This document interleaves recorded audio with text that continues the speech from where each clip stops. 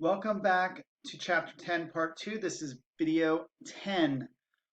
We are going to look at two opposites here, muscle hypertrophy and muscle atrophy. So, hyper means above. So, in this case, we're looking at increasing muscle size. So, this is defined as an increase in muscle size. Remember that the number of muscle fibers or cells is constant. So if muscles increase in size, it is going to be an increase in fiber size, not number. So if you begin working out, you are not increasing how many muscle cells. All we're doing is building more myofibrils, and we're increasing the number of them within each fiber. So it is an increase in sarcomeres or myofibrils within the fiber. So we can achieve this in different ways. Aerobics. And aerobics is a general classification. I know you might picture a bunch of people in leotards doing exercises with little dumbbells and little trampolines.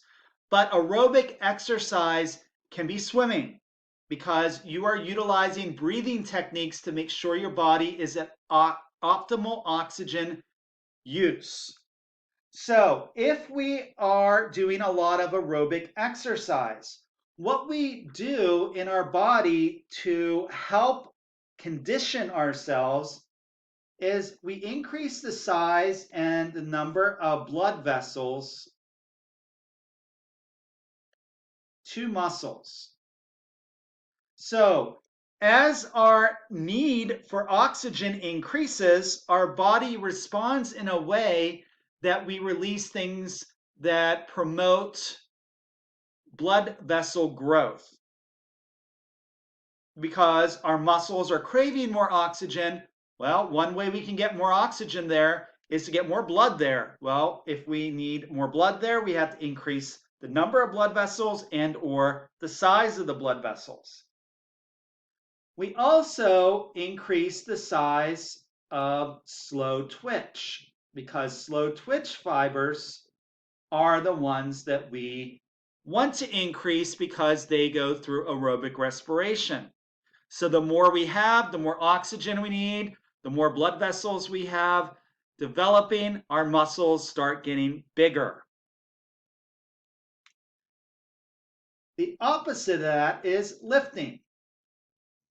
Lifting, we increase anaerobic routes, and it's short bursts of muscle contraction. Those short bursts are used to lift or move those muscles, contract those muscles very quickly, and we do it over and over and over again. So what this does is increase the strength and size of fast twitch muscle fibers. So a lot of really good exercise routines is going to be a mix of these two things to increase both slow twitch and fast twitch fibers. So you might alternate lifting with running on a treadmill. You might lift one day and do some cardio. Cardio is a type of aerobic respiration. So you might use an elliptical. You might swim. So a good exercise routine, depending on what you want to do, is going to be a mix of these things. Now, if your goal is to become extremely muscular like pro bodybuilders, which can, in my opinion, go to the grotesque level, then you are going to focus on lifting a lot. And in both of these, it's going to increase your amount of nutrients needed, the amount of oxygen needed, so your caloric intake is going to go up. Otherwise, you're going to lose a lot of body fat, which again can be a good thing. So this increase in strength is due to an increased recruitment